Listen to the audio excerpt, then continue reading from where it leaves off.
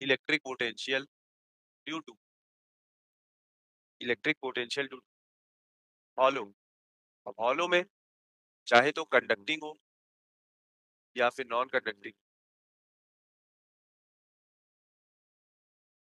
Electric potential due to hollow, conducting या फिर non conducting slash solid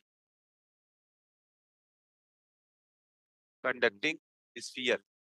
इस case में हॉलो स्फेरिकल शेल भी वर्ड यूज कर सकता है, समझ में आ रही बात? हॉलो स्फेरिकल शेल भी यूज कर सकता है और सॉलिड कंडक्टिंग स्फीयर यूज करे। ये सारी बातें एक ही है। क्यों एक ही है? क्योंकि इन तीनों ही केसेस कौन कौन से? हॉलो, कंडक्टिंग या फिर नॉन कंडक्टिंग या फिर सॉलिड कंडक्टिंग स्फीयर में, तीनों ही केसेस में चार्ज कहां पे रहते हैं? सरफेस पे।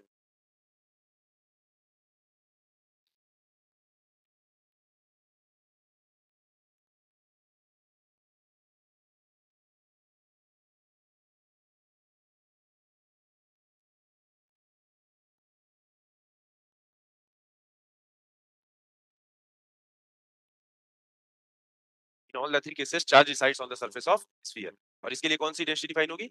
Surface charge density define.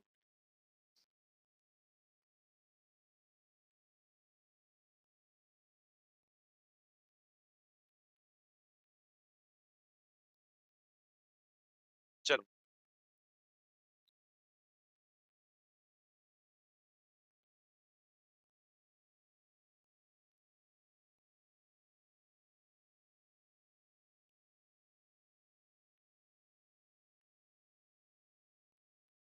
Sphere है रेडियस आर का, चार्ज क्यू दे के रखा है, सपोज पॉजिटिव चार्ज दे दिया है। अगेन इंटरेस्टेड है 3 पॉइंट पे जानने के लिए, आउटसाइड पॉइंट के लिए। आउटसाइड पॉइंट की पहचान है आर। आर वो पॉइंट है जहां पे हम पोटेंशियल जानना चाहते हैं। अगर आर रेडियस ऑफ स्फीयर से बड़ा है तो वो पॉइंट कहां पे लाई करेगा? आउटसाइड द स्फीयर है। ये सारी बातें बहुत बार हो चुकी हैं। चलो, हमको ये पता है भाई, आउटसाइड का कोई एक पॉइंट अगर मैं उठाता हूँ, स्फीयर के आउटसाइड पे जाता हूँ, तो ये पूरा चार्ज ऐसा बिहेव करेगा कि ये पूरा का पूरा चार्ज कहाँ पे रखा हुआ है? सेंटर पे। उसकी वजह से पोटेंशियल क्या आएगा? इसको डिराइव भी कर सकते हैं, बट उस डिराइव करने का कोई फायदा होगा नहीं। वो बता देता हूँ डेरिवेशन का स्टेप क्या होता है। डीवी होता है minus E dot D are. अब हमने इलेक्ट्रिक फील्ड लिखना सीखा हुआ है ना, आउटसाइड पे K Q by R square लिखा हुआ है कि नहीं सीखा हुआ? K Q by R square D R के रिस्पेक्ट में इंटीग्रेट करो, आ जाएगा के क्यू बाई आर। कोई मतलब नहीं है, कहीं भी पोटेंशियल पूछेगा नहीं। इवन तो बोर्ड एग्जाम में भी नहीं पूछेगा, तो उसके लिए भी इंपॉर्टेंट है। ठीक, पोटेंशियल का डेरिवेशन कहीं भी नहीं आता है, फील्ड का आता है अगर तुम्हें बोर्ड एग्जाम के, और बाकी नीट में तो कहीं भी नहीं आएगा। ठीक है, जिसको ज्यादा ही मन है करने का तो DV equal to E dot D R से कर सकते हो। बाकी सीधे रिजल्ट बता रहा हूँ। हाँ, वैसे भी तुमको ध्यान रखना है। अब एक रिजल्ट तुमको क्या ध्यान में रखना है कि कोई भी स्फेरिकल शेल है, सॉलिड स्फीयर है, जब तुम उसके बाहर निकल जाते हो तो ऐसा बिहेव करता है कि सारा का सारा चार्ज जो ये ऐसे फैला हुआ था, ये सारा का सारा चार्ज कहाँ पे रखा हुआ है? सेंटर पे रखा हुआ है। एक मिनट, आर, इसको बोलो आर। इस पॉइंट पे पता करना है पोटेंशियल एट पॉइंट बी। इसकी वजह से आ जाएगा के क्यू बाई स्मॉल आर। ऐसा ही बिहेव कर रहा है जैसे कि it is like a point charge Q is placed at a distance r from point P।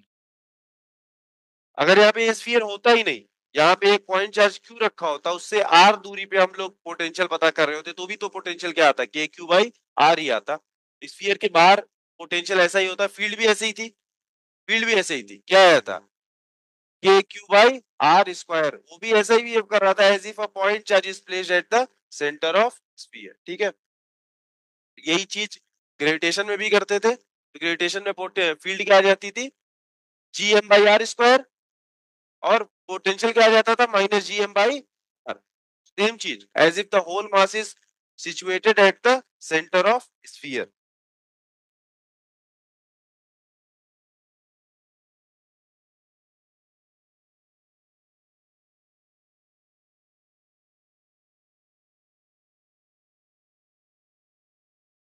ठीक है, आउटसाइड पे आ गया। What about surface? सरफेस पे बस स्मॉल आर की जगह कैपिटल आर लिख देंगे। पोटेंशियल एट पॉइंट सरफेस, इस पे कुछ भी बोल दो यहाँ, एस बोल दो, एस के Q by are.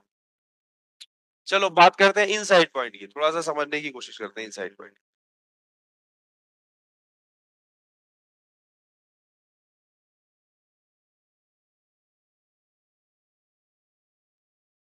Inside point के लिए अगर जाते हैं, इस इनसाइड पॉइंट के लिए क्या हो जाएगा, small are less than capital R, मतलब कोई तो ऐसा एक पॉइंट है, इसको लिखो स्मॉल आर। इस पॉइंट पे मुझे पता करना है, इसको कुछ भी नाम दे दो, Q दे दिया, एस दे दिया, पी दे दिया, एस दे दिया, एम दे दो, चलो एम। हाँ, मुझे एम पॉइंट पे पोटेंशियल पता करना है, कैसे पता करें, मतलब लॉजिकली भी हम पता कर सकते हैं कि कितना आना चाहिए, कैसे पता। हाँ, ग्रेविटेशन से गए थे, बट वहां भी मैंने रीजन दिया था, रीजन तो एटलीस्ट क्लियर रहना चाहिए।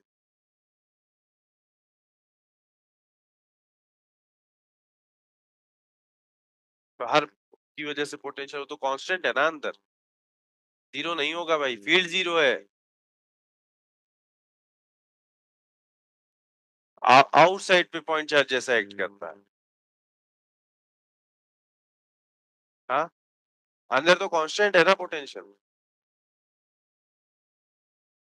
हाँ, चार्ज, चार्ज सरफेस पे होगा, फिर तो पोटेंशियल जीरो थोड़ी आ रहा है, फिर जीरो हो गया, जीरो है ही नहीं, मैं कह रहा हूँ कांस्टेंट है। चलो देखते हैं।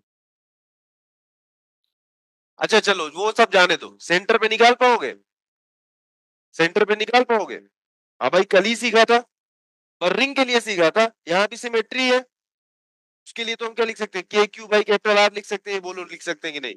सेंटर पे तो हर कोई लिख पाएगा, क्यों सर, के थोड़ा सा एक वॉल्यूम का एलिमेंट उठा लिया, लेकिन ऐसे तो सारे ढेर सारे वॉल्यूम के एलिमेंट है, समझ रहे हो, सारे तो आर दूरी पे ही है, तो अगर इंटीग्रेट करेंगे तो के क्यू बाई आर ही आएगा। सेंटर पे आ गया के क्यू बाई आर, सरफेस पे भी आ गया के क्यू बाई आर।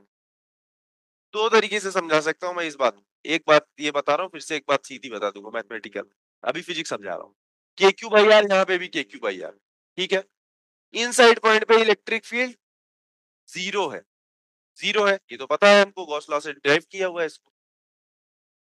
पोटेंशियल है क्या एक्चुअली, पोटेंशियल है क्या एक्चुअली, वर्क डन करना, जितना वर्क डन किया एक यूनिट पॉजिटिव चार्ज को इन्फिनिटी से किसी पॉइंट पे लाके रखने पे, इन्फिनिटी से पहले ला करके चार्ज को यहाँ पे रखा होगा, फिर यहाँ से यहाँ पे रखा होगा।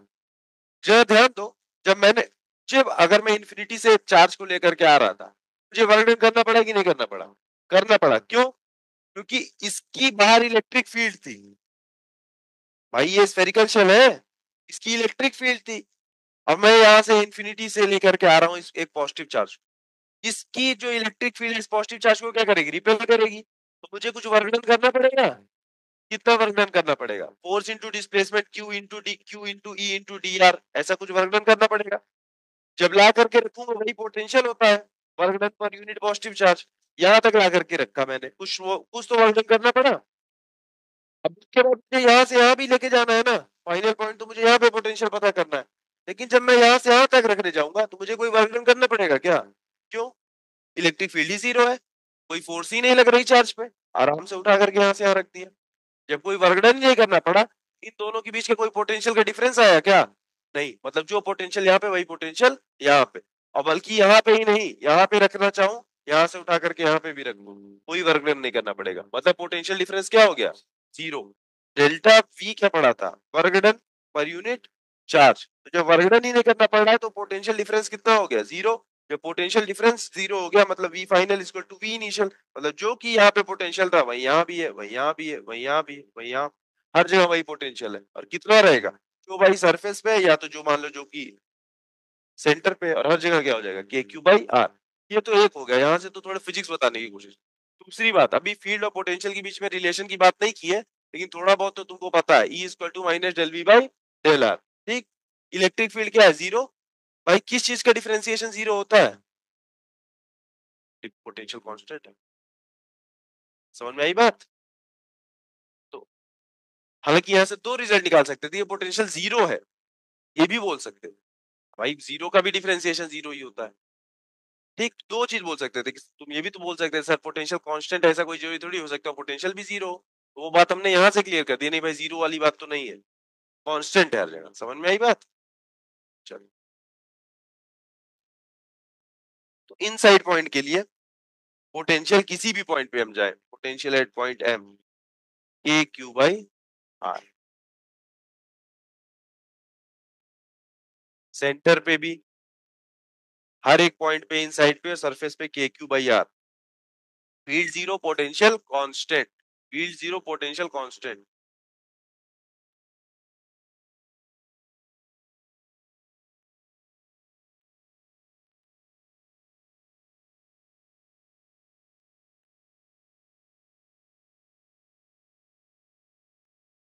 क्लियर है इतनी बात?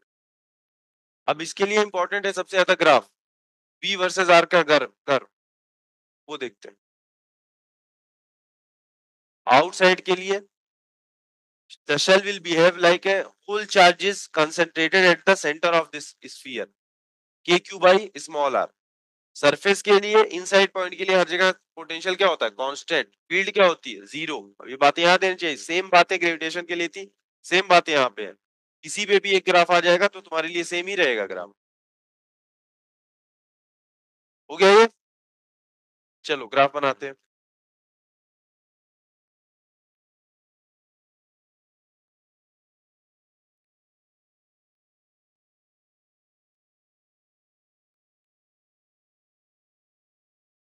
V वर्सेस R का curve, this is small r equal to capital R, मतलब ये कौन सी जगह है? सरफेस, इससे अंदर है। ये रीजन कौन सा है? Small are less than capital R, मतलब ये स्फीयर के इनसाइड के रीजन है। इसके इधर कौन सा रीजन है? Small R greater than capital R. Suppose 5 metre radius का एक स्फीयर है, ये हो गया 5, इधर रहेगा 4, 4 तो भाई अंदर ही है स्फीयर के, स्फेरिकल शेल के, 6 इधर आएगा, ज्यादा ही है। अब मुझे पता है, और ये कौन सा पॉइंट हो गया? r equal to zero, r equal to zero कौन सा हो गया? Centre of spherical shell. Centre पे पोटेंशियल कितना है? के क्यू बाई आर, भाई सेंटर पे, और सरफेस पे कितना है? सेम। और बीच में हर एक पॉइंट पे क्या है? सेम। सही बात है।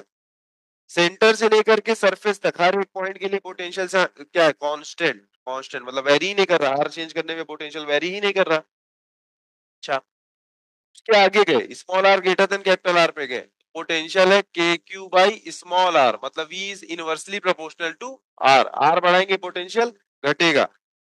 रेक्टेंगुलर हाइपरबोला इसको बोल सकते हो, 1/r का वेरिएशन है ना। 1/r स्क्वायर के वेरिएशन को रेक्टेंगुलर हाइपरबोला नहीं बोलेंगे, 1/r का वेरिएशन है, इसको तुम रेक्टेंगुलर हाइपरबोला।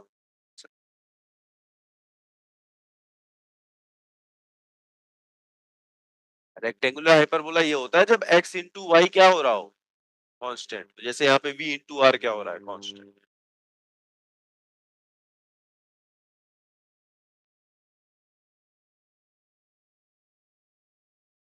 ये ग्राफ ध्यान रखना भाई, इन साइड पे पोटेंशियल कांस्टेंट, आउटसाइड पे 1/r का वेरिएशन। अब साथ ही साथ तुम जल्दी से मुझे फील्ड का बता दो, इसी के लिए सॉलिड स्फेरिकल शेल या स्फेरिकल शेल के लिए क्या हुआ था? फील्ड कैसी आई थी? ई वर्सेस आर का जल्दी से कर बताओ कैसा हुआ था? इन साइड पे जीरो, और small are equal to capital R पे यहाँ पे एक पॉइंट मिल गया था, के क्यू बाई आर स्क्वायर, और उसके बाद ठीक। अब बुक में भी कहीं कहीं पता नहीं कैसे दिया होता है, एक कर्व वैसे बना देते हैं। भाई वो कर्व बन ही नहीं सकता, थोड़ा सा भी किसी को मैथ आएगा तो पता है ये कर्व नहीं बन सकता। क्यों? किसी भी एक आर के लिए कैसी ढेर सारी वैल्यू दे रहा है, एक्चुअली में कर्व का हिस्सा ही नहीं है। ये कर्व ऐसा हो जाए, ये कर्व नहीं है भाई, कर्व ये है जो सॉलिड लाइन है, ये तो सिर्फ दिखाने के लिए हो रहा है कि उसके करस्पॉन्डिंग में ड्रॉ कर रहा हूँ। ये सॉलिड लाइन कर्व का हिस्सा नहीं, ये सॉलिड लाइन ही कर्व है, ये जो डॉटेड लाइन है सिर्फ बताने के लिए है। समझ रहे हो? तो सेंटर पे इलेक्ट्रिक फील्ड जीरो होती थी, और सरफेस के अंदर तक हर जगह इलेक्ट्रिक फील्ड जीरो रहती थी। सरफेस पे हो जाती थी के क्यू बाई आर स्क्वायर, और उसके बाद घटने लगती थी लेकिन यहाँ पे ध्यान देने वाली बात है 1/r² का वेरिएशन, ये अंतर है दोनों। वहां पे इलेक्ट्रिक फील्ड तेजी से घटेगी as compare to potential. Clear है बात? ठीक है, चलो। हम्म,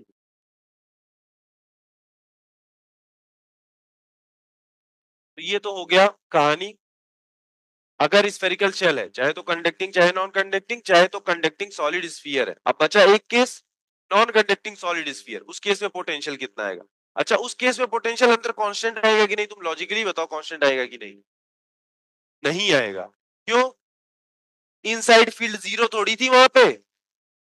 इनसाइड फील्ड जीरो थोड़ी थी वहां पे था क्या थी? KQ/R/R Q. जब फील्ड वेरी हो रही थी भाई, पोटेंशियल भी तो वेरी करेगा।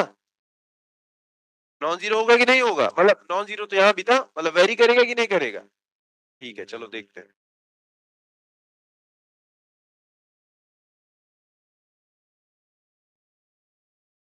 इलेक्ट्रिक, सेम ग्रेविटेशन वाला ही रिजल्ट है। Electric potential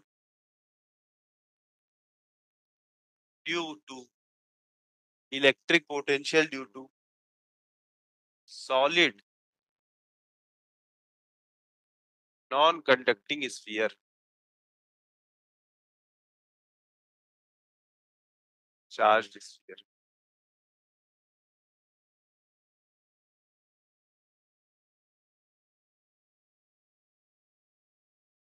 electric potential due to solid non conducting sphere, इसकी खासियत क्या है? इसको अलग से क्यों पढ़ना है? अब ये नॉन कंडक्टिंग है। नॉन कंडक्टिंग का क्या मतलब भाई? कि चार्ज इसको नहीं कर सकते क्या? कर सकते हैं चार्ज, बस ये कंडक्ट नहीं करेगा। नहीं करेगा क्योंकि इस पे चार्ज मूव नहीं करते हैं, तो मतलब मैं चार्ज जहां पे रख दूंगा वो चार्ज वहीं पड़ा रहेगा। बल्कि कंडक्टर ये होता है उसमें चार्ज मूव कर सकते हैं, उसमें मैं चार्ज कहीं भी रख, भाग करके चार्ज कहाँ पे आ जाता है? सरफेस पे। अभी हम लोग पढ़ेंगे कंडक्टर की प्रॉपर्टीज, तो वहां मैं बताऊंगा इस बात। तो ये नॉन कंडक्टिंग स्फीयर है, तो नॉन कंडक्टिंग स्फीयर के लिए जो चार्ज होता है is distributed in whole of the volume, पूरे वॉल्यूम पे। इसीलिए इसके लिए वॉल्यूम चार्ज डेंसिटी डिफाइन होती है। और कंडक्टर के लिए क्या डिफाइन होती है? सरफेस चार्ज डेंसिटी डिफाइन होती है, कि पूरा का पूरा चार्ज है ही कहाँ पे? सरफेस पे। इसमें नॉन कंडक्टिंग चार्ज स्फीयर की खासियत यह है कि charge is distributed in whole volume of sphere. जहां ले जाकर के चार्ज तुमने रख दिया वो वहीं का वहीं पड़ा रहेगा, कि मूव नहीं कर सकता, इसीलिए वो तो नॉन कंडक्टर है वो। चलो, अगेन तीन जगह जानने में इंटरेस्टेड है। आउटसाइड पॉइंट के लिए, आउटसाइड पॉइंट के लिए याद कर लो भाई तुम, ना तो इलेक्ट्रिक फील्ड में कोई चेंज था, साथ ही साथ जैसे ग्रेविटेशनल फील्ड पढ़ते थे, तो आउटसाइड पॉइंट के लिए कहीं कोई चेंज आता है नहीं। आउटसाइड और सरफेस के लिए कोई दिक्कत नहीं है, सब जगह फील्ड पोटेंशियल सेम ही रहता है। चेंज कहाँ पे होता है? इनसाइड पॉइंट के लिए। चलो, आउटसाइड पॉइंट के लिए सबसे पहले देख लेते हैं, आसान काम है। आउटसाइड पॉइंट, आउटसाइड पॉइंट की पहचान small R greater than capital R. Potential क्या आ जाएगा? KQ स्मॉल आर, और V is inversely proportional to R। कुछ भी नहीं करना, सरफेस के लिए भी फटाफट से लिखो।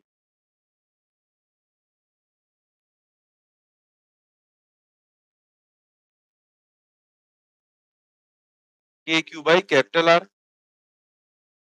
अच्छा, इनसाइड पॉइंट के लिए फील्ड कितनी आई थी भाई? KQ/R/R Q. हमने कर्व बनाया था E वर्सेस R का, ऐसा। सेंटर पे तो जीरो आई थी फील्ड, R की वैल्यू जीरो रखूंगा तो फील्ड क्या हो जाएगी? जीरो। और E is directly proportional to R है अंदर की साइड, देख रहे हो? पहली बार कभी ऐसा दिख रहा है कि R बढ़ाने पे फील्ड बढ़ रही है? नहीं तो हमेशा होता था इनवर्सली वेरिएबल ही रहती थी, चाहे तो 1/R होती थी, चाहे तो 1/R² या तो 1/R cube. Even plane sheet के लिए, नॉन कंडक्टिंग शीट के लिए इलेक्ट्रिक फील्ड कांस्टेंट भी हो जाती थी, लेकिन डायरेक्टली प्रोपोर्शनल टू आर कहीं दिख रही है? तो पहली बार यहाँ पे दिख रही है सॉलिड नॉन कंडक्टिंग स्फीयर में। इनसाइड पॉइंट के लिए डायरेक्टली प्रोपोर्शनल टू आर है, तो यहाँ पे मतलब डायरेक्टली प्रोपोर्शनल है, जैसे जैसे आर बढ़ेगा फील्ड बढ़ती जाएगी। ऐसा क्यों हो रहा है? ऐसा क्यों हो रहा है? हाँ, ध्यान दो, हमने इसको तो डिराइव किया था ना, डिराइव किया था भाई ये रिजल्ट इलेक्ट्रिक फील्ड का। जब एक सॉलिड नॉन कंडक्टिंग स्फीयर के लिए ड्राइव किया था तो हमने क्या लिया था, एक स्फेरिकल शेल ली थी, गॉसियन सरफेस माना था ना, small R zero to small R. अगर ये स्फेरिकल शेल है, यही चार्ज कंट्रीब्यूट करेंगे फील्ड में जो इस स्फेरिकल शेल के अंदर है। समझ में आ रही बात, कि बाहर वाले चार्ज के लिए तो इनसाइड पॉइंट हो गया ना ये, और इनसाइड पॉइंट पे तो फील्ड क्या होती है, जीरो। तो जैसे जैसे मैं आर बढ़ाता जा रहा हूँ, वो चार्ज जो इस स्फेरिकल शेल के अंदर वो बढ़ते जा रहे हैं कि नहीं जा रहे हैं। और मैक्सिमम चार्ज कब आ जाएगा, जब यहाँ पे हम सरफेस पे पहुंच जाएंगे।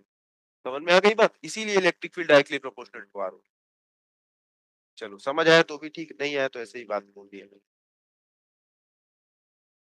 इसके बाद क्या होगा, इसके बाद क्या होगा, यहाँ पे तो मैक्सिमम पहुंच गए, इसकी वैल्यू आ जाएगी के क्यू बाई आर स्क्वायर। यहाँ पे क्या हो जाएगा, वन बाई आर स्क्वायर। बाहर के लिए ग्राफ में कोई अंतर ही नहीं, वही मैंने बोला, बाहर के लिए ग्राफ में कोई अंतर ही नहीं है। अगर मैं यहाँ पे इंटीग्रेशन करने जाऊंगा भाई, DV is equal to E dot D R का, और यहाँ पे क्या आ जाएगा, डी आर। यहाँ पे जो होगा पोटेंशियल जो होगा वो वेरिएबल निकल करके आएगा, ठीक है। हालांकि इसका इंटीग्रेशन भी थोड़ा टफ रहता है, पर ठीक है, इसको हमको करना भी नहीं है, ठीक। तो यहाँ पे तुम्हारा फॉर्मूला ग्रेविटेशन के लिए किसी को याद है क्या, इनसाइड पॉइंट के लिए, देखिए किसी को याद है कि नहीं। इनसाइड इनसाइड पॉइंट के लिए small are less than capital R. हाँ भाई भाई, बताओ पोटेंशियल, चलो देखिए पोटेंशियल का तुमको याद है कि नहीं।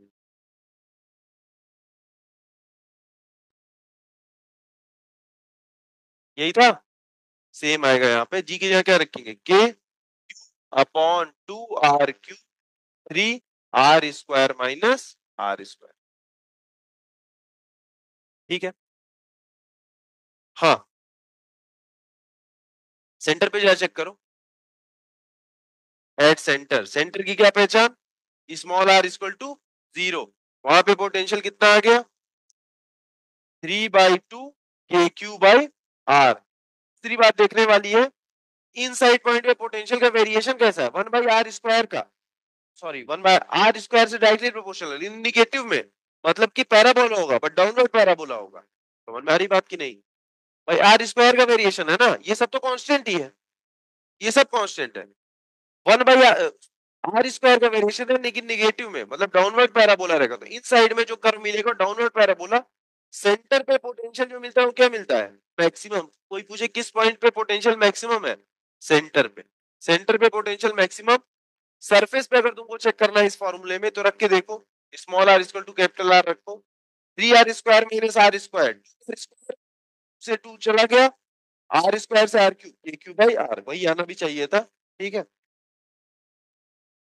इसको जल्दी से नोट करो, तो इसके लिए कर्व बनाएंगे, इसके लिए कर्व इंटरेस्टिंग आता है, सेंटर पे पोटेंशियल मैक्सिमम है, बनाते हैं।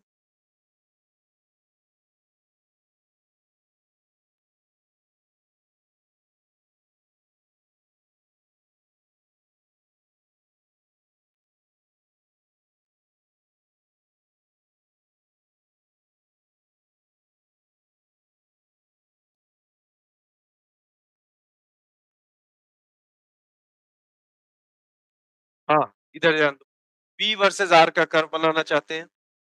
ये यहाँ पे कहीं पे small are equal to capital R आ रहा होगा, ये क्या है, centre, small are equal to zero, मतलब कि सेंटर, सेंटर पे पोटेंशियल की वैल्यू कितनी है, 3/2 के क्यू बाई आर। उसके बाद जैसे जैसे आर बढ़ा, देखो जैसे जैसे आर बढ़ेगा भाई, तो इसमें कुछ माइनस हो रहा है ना टर्म, घट रहा है ना, और घट कैसे रहा, मतलब पैराबोला तो बन रहा है डाउनवर्ड, कैसे दिख भी रहा है यहाँ पे साथ में, ऐसे ऐसे घटेगा ये, घटते घटते कहाँ पे आएगा, small are equal to capital R. Small are equal to capital R पे वैल्यू हमको कितनी पता है, के क्यू बाई आर, ये पता है। हाँ भाई बोलो, समझ में आ रहा है, डाउनवर्ड पैराबोला बन गया ये। इसके बाद कैसा ग्राफ जाएगा, इसके बाद जाएगा रेक्टेंगुलर हाइपरबोला, क्योंकि आउटसाइड पॉइंट के लिए पोटेंशियल कैसा है, P is inversely proportional to R। उसके बाद कर्व ऐसा बना लो,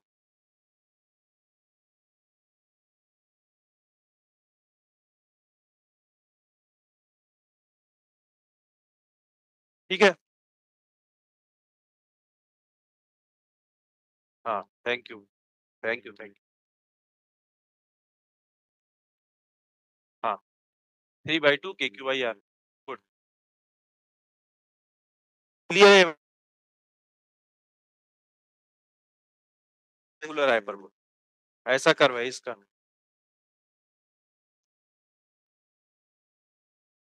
ये फॉर्मूला ध्यान रखना, KQ/2R3 3R square, 3 capital R का स्क्वायर माइनस स्मॉल आर का स्क्वायर, याद रहना चाहिए भाई फॉर्मूला।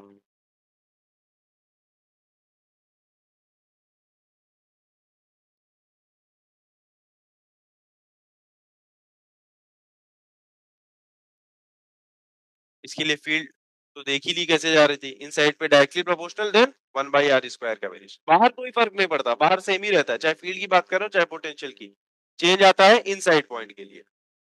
हॉलो स्फेरिकल शेल के लिए potential constant, solid non conducting के लिए इन्वर्टेड पैराबोला।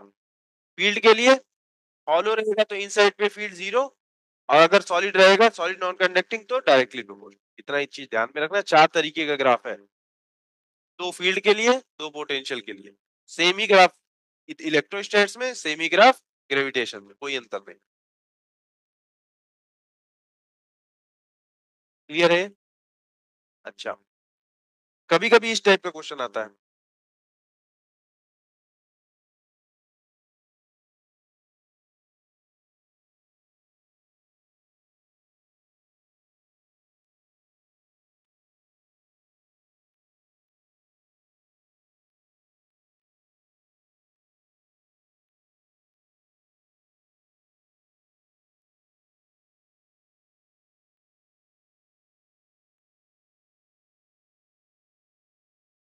एक स्फेरिकल शेल दे दी जिसके ऊपर चार्ज दे दिया Q1, एक स्फेरिकल शेल दे दी जिसका रेडियस R1 है, जिसपे चार्ज Q1 दिया हुआ है। तो ये स्फेरिकल शेल है जिसपे चार्ज Q2 रखा हुआ है और इसका रेडियस R2 है। हमको बताना है पोटेंशियल अलग अलग पॉइंट पे, पॉइंट ए एक दिया हुआ है, एक पॉइंट बी दिया हुआ है, एक पॉइंट सी दिया हुआ है। इन 3 पॉइंट पे हमको क्या बताना है? पोटेंशियल। स्टैंडर्ड क्वेश्चन है, बिल्कुल आना ही आना चाहिए इस टाइप का क्वेश्चन, करते मतलब हमसे करते बनना चाहिए। कैसे होगा देखो सिखाता हूँ, बहुत सिंपल सी बात है। अलग अलग पॉइंट पे पूछा है ना, सबसे पहले ए पॉइंट पे पता करते हैं, ए पॉइंट पे पोटेंशियल कितना हो। या चेक करो पहले ए पॉइंट लाई कहाँ कर रहा है। जब एक शेल के बारे में देखो, दूसरे शेल को भूलो। ए पॉइंट पहले वाले शेल के लिए, इस वाले शेल के लिए कहा इनसाइड पॉइंट पे, इनसाइड पॉइंट पे पोटेंशियल क्या होता है? कांस्टेंट। अभी अभी सीखा, अभी जो सीखा वही अप्लाई कर रहे हैं। क्या लिखेंगे? इस शेल की वजह से इस पॉइंट पे पोटेंशियल होगा के Q1 बाई R1। बोलो सही बात है? अब ये वाला पॉइंट पे इसकी वजह से पोटेंशियल होगा, इसकी वजह से भी तो होगा, इसकी वजह से भी देखेंगे तो ये वाला पॉइंट इस शेल के लिए भी अंदर ही है, और इनसाइड पॉइंट पे पोटेंशियल कांस्टेंट होता है, लेकिन इस शेल की वजह से इनसाइड पे पोटेंशियल होगा के Q2 बाई R2। बोलो इसमें कोई दिक्कत? सिंपल था बिल्कुल। चलो बी पॉइंट पे आते हैं, पोटेंशियल है पॉइंट बी पे। अब भाई बी पॉइंट जब मैं देखने गया, इसको डिस्टेंस में बोल देता हूँ आर, आर। अब रुको रुको, अब ये वाला जो पॉइंट बी है, इसमें किसके किसकी वजह से पोटेंशियल आएगा? इन छोटे वाले शेल की वजह से भी, बड़े वाले शेल की वजह से भी। छोटे वाले शेल के लिए पॉइंट आउटसाइड है, समझ में आ रही बात? आउटसाइड के लिए पोटेंशियल क्या होता है? कांस्टेंट तो नहीं होता। सेंटर से जितनी दूरी, जो कि आर दे दी मुझे, तो क्या हो जाएगा? के 1/r। क्लियर है? हाँ अब बताओ, उड़ गया ना वो सभी? क्या हुआ? ये वाला पॉइंट इस सेल के बाहर है भैया। जब इस सेल के लिए देख रहे हो तो इस सेल के बारे में बात करोगे। ये वाला पॉइंट इस सेल के बाहर है, बाहर के लिए पोटेंशियल कैसे लिखते हैं? क्यों भाई स्मॉल आर लिखेंगे ना, जो भी दूरी होगी सेंटर से। ये वाला पॉइंट बाहर वाले शेल के लिए किधर है? अभी भी तो ये वाला पॉइंट बाहर वाले शेल के लिए तो अंदर ही है, उसके लिए क्या हो जाएगा? पोटेंशियल के क्यू बाई R2। अब इस शेल के अंदर कोई सा भी पॉइंट हो, उस पॉइंट पर पोटेंशियल तो के क्यू बाई R2 ही रहने वाला है, K Q two by R2 ही रहने वाला। बोलो सही बात है? चाहे ये पॉइंट हो, चाहे ये पॉइंट हो, चाहे ये पॉइंट हो, चाहे ये पॉइंट हो, इस शेल के अंदर जो भी पॉइंट है, हर एक पॉइंट पे पोटेंशियल क्या है? कांस्टेंट। बोलो क्लियर कि नहीं? ठीक है, चलो सी पॉइंट पे आओ, इसको भी कुछ नाम देना पड़ेगा। हाँ, आर डैश नाम दे दिया। अब देखो, ये जो सी पॉइंट है, पहले वाली शेल की वजह से पहले वहां पोटेंशियल लिखने जाऊंगा, इसके लिए तो बाहर है, तो बाहर के लिए पोटेंशियल कैसे लिखते हैं? के Q1 बाई सेंटर से उसकी दूरी R डैश, ऐसा बिहेव करेगा कि ये पूरा का पूरा Q1 चार्ज कहाँ पे उठा करके रखा हुआ है, यहाँ पे लाके रखे, तो KQ1 by R dash plus, अब यहाँ पे ध्यान दो, ये वाला पॉइंट Q2 के भी बाहर ही है। अब बाहर पे पहुंच गए तो ऐसा बिहेव करेंगे कि ये Q2 कहाँ पे रखा हुआ है, ला करके सेंटर पे रख दिया। Q2 से यहाँ पे कितनी दूरी R डैश ही है, K Q2 by R dash. समझ में आई बात कि नहीं? कुल मिला करके बात ये है, if there are more than 2 और 2 स्फीयर, इस तरीके से 2 या 2 से ज्यादा अगर हमको स्फीयर दे दिए, किसी भी पॉइंट पे हमसे पोटेंशियल अगर पूछ रहा है, पहले चेक करो कि वो वाला पॉइंट शेल के अंदर आ रहा है कि बाहर आ रहा है। इनसाइड पॉइंट पे हर जगह पोटेंशियल कांस्टेंट होता है, ठीक? तो उस तरीके से हम लोग, और आउटसाइड पॉइंट के लिए पोटेंशियल वेरी करता है। जैसे फिर से मैं सारी बातें बता रहा हूँ, कुछ भी मत लिखो। उसको ए पॉइंट पे पता करना था, मैंने पहले चेक किया, ये ए पॉइंट छोटे वाले शेल के अंदर है कि बाहर?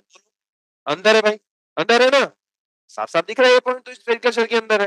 अंदर है तो पोटेंशियल क्या रहेगा? कांस्टेंट रहेगा। अभी सीखा के क्यू वन बाई रेडियस इसका कितना है? R1। अब ये वाला पॉइंट मैंने चेक किया, बाहर वाले शेल के लिए किधर है? अंदर ही है। इनसाइड पॉइंट पे पोटेंशियल क्या रहेगा? कांस्टेंट। बट इसकी वजह से इनसाइड पॉइंट पे पोटेंशियल क्या होगा? के क्यू2 बाई R। क्लियर है बात? फिर मुझे चेक करना था, तीन क्वेश्चन है, मैंने तीनों के एक ही में किया है ना, यहीं पे खत्म हो जाता भाई, ये पॉइंट पे पूछता ना, मैंने ऐसे तुमको 2-3 केस ले लिए। बी पॉइंट पे चेक करना था, मैं बी पॉइंट पे चेक करने गया, भाई ये तो इस वाले छोटे वाले स्फेरिकल शेल के बाहर लाई करता है। बाहर जब पहुंच जाएंगे तो ऐसा बिहेव करेगा कि ये पूरे का पूरा चार्ज कहाँ पे रखा हुआ है? यहाँ पे ला करके रखा हुआ है। बोलो ठीक है?